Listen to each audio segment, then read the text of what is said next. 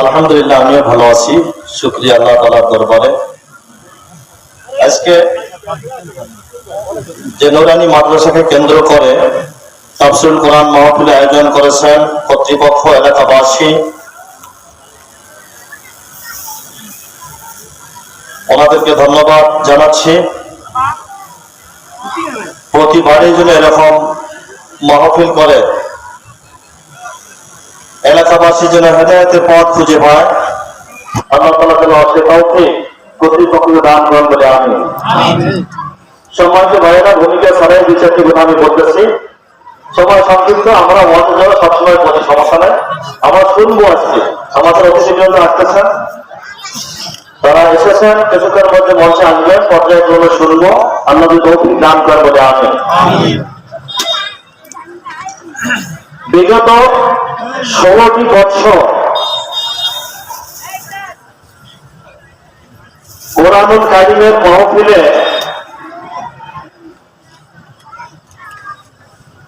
কোরআনের হক কথাগুলো স্পষ্টভাবে আলেম ওলামা বলতে পারেননি, বলা মাত্রই বাধা সৃষ্টি হয়েছিল, ঠিক কিনা?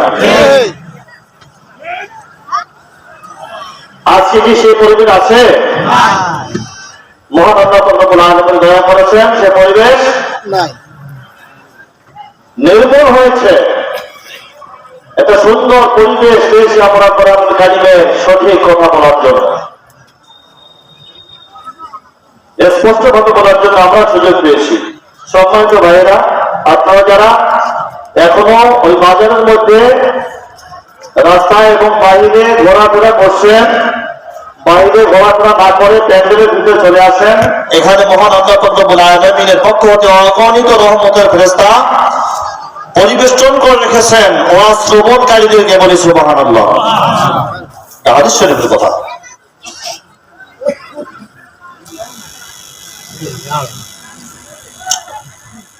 নামাজি ব্যক্তিদের, আমরা 5 ওয়াক্ত নামাজ যারা পড়ি, যারা হজ করি, যারা দানবীর, নিজেদেরকে পরেশগারী দিনদার মনে করে এরকম অনেক ব্যক্তি আছে। যদি বলা হয় যে কোরআনুল কারীম আমাদের জীবন বিধান, তাহলে সাথে সাথে নাক ছিটকে এখান থেকে সরে যায়, আছে কিনা?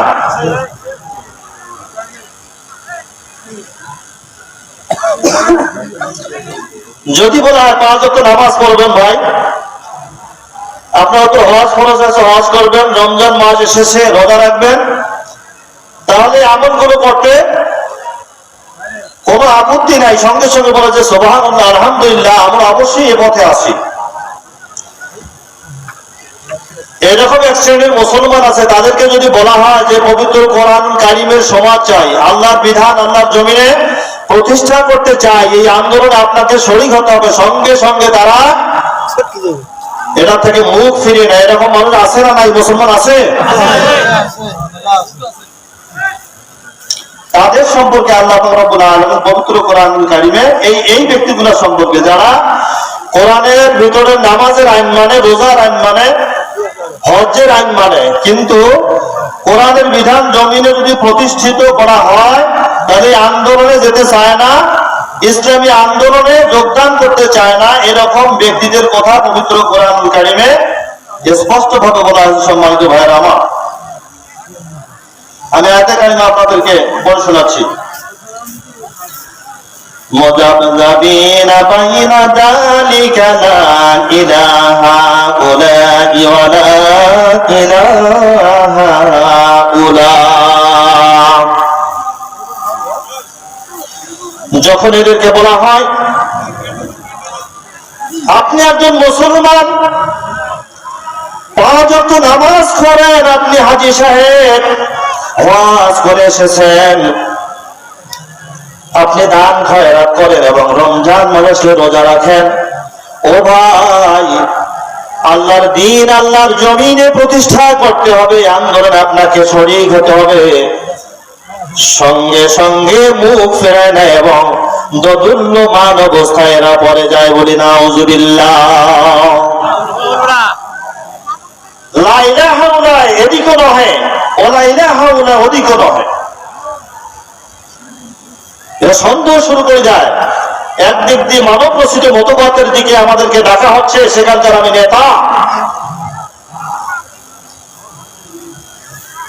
ওই সলিমুদ্দিন আদর্শ নিয়ে আমি বাঁচি থাকতে চাই, এটা প্রতিষ্ঠা করতে চাই সমাজে, আর কলিমুদ্দিন আদর্শে তার আদর্শে চলতে চাই। আর এখানে আবার বিশ্ব নবীর আদর্শ, কোরআনুল কারীম, আল্লাহর জমিনে আল্লাহর বিধান প্রতিষ্ঠার পথে ডাকে, এটাতে আমি যাইতে রাজি নাই। এরকম ব্যক্তির সংখ্যা সমাজে আছে না নাই?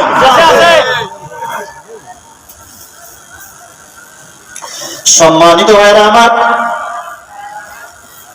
এই নামাজি মানুষগুলো, রোজাদার মানুষগুলো, হাজি মানুষগুলো, যারা আল্লাহর জমিনে আল্লাহর বিধানকে প্রতিষ্ঠা করার জন্য আন্দোলনে শরীক হতে চায় না, যে দল এ পথে আহ্বান করে সে দলে যোগদান করতে চায় না, তাদের সম্পর্কে মহান আল্লাহ পাক রব্বুল আলামিন পবিত্র কোরআনুল কারীমে বলেছেন, এরাই হচ্ছে মুনাফিক। বলি নাউযুবিল্লাহ। সন্দেহের বেলারা দোদুল্যমান, না এদিকে না ওদিকে। এরা দুনিয়া তো লাভবান হতে চায়, আল্লাহর বিধান মেনে মুসলমান দাবি করতে চায়, আবার আল্লাহর বিধানকে ছেড়ে দিয়ে পরকাল লাভ করতে জান্নাতেও যেতে চায়। এটা কি সম্ভব?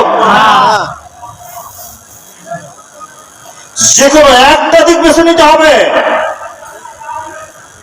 হয় কোরআনের পথে আসেন, আর না হয় আপনি কোরআন থেকে সরে যান, নিজেদেরকে মুসলমান দাবি না করে বলেন যে আমি একজন মুসলমান মুনাফিক।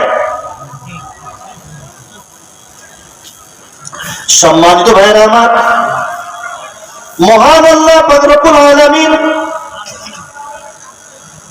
এমন ব্যক্তিগুলোকে, আমি শানে নজরে দিকে যাচ্ছি না, ব্যাখ্যার দিকে যাচ্ছি না, এটা বিশাল একটা ওয়াজে পরিণত হয়ে যাবে, সংক্ষিপ্ত দু-চার কথার মধ্যে প্রকাশ করছে।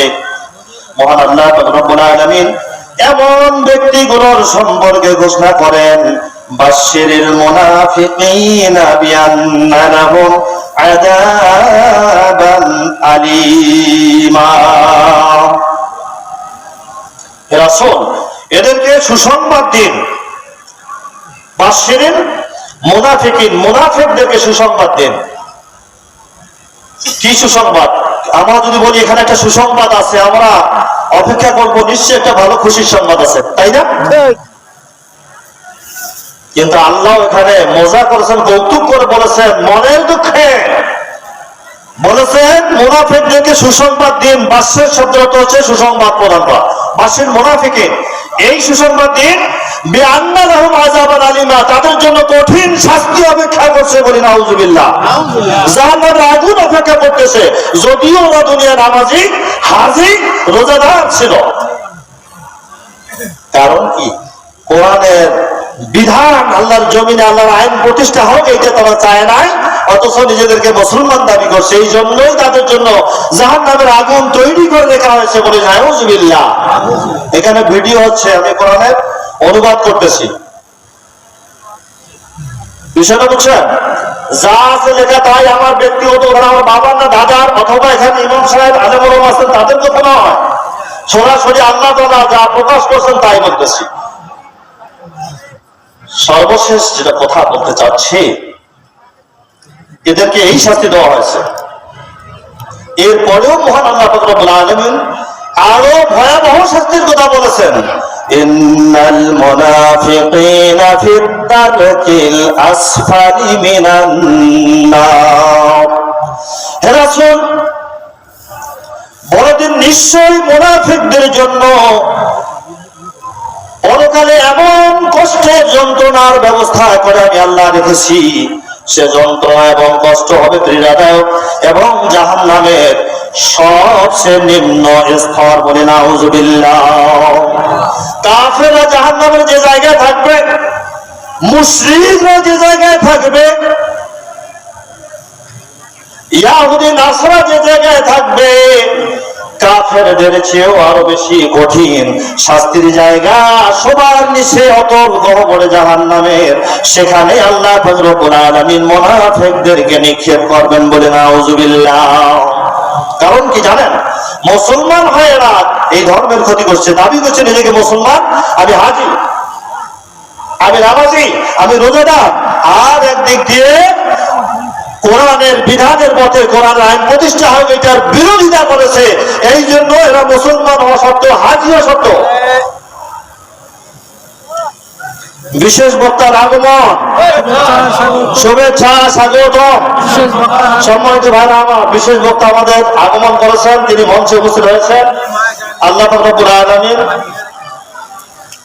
তার উপর বরকত রহমত নাজিল করবেন। অবশ্যই তার জবান দ্বারা আমরা পবিত্র কোরআন ও হাদিস থেকে মূল্যবান কথা এখানে শুনবো আমলের নিয়তে, ইনশাআল্লাহ সেগুলো শুনে আমরা আমল যেন করতে পারি, আল্লাহ তৌফিক দান করেন বলে আমিন। সম্মানিত ভাইরা, শেষ কথা বলছি,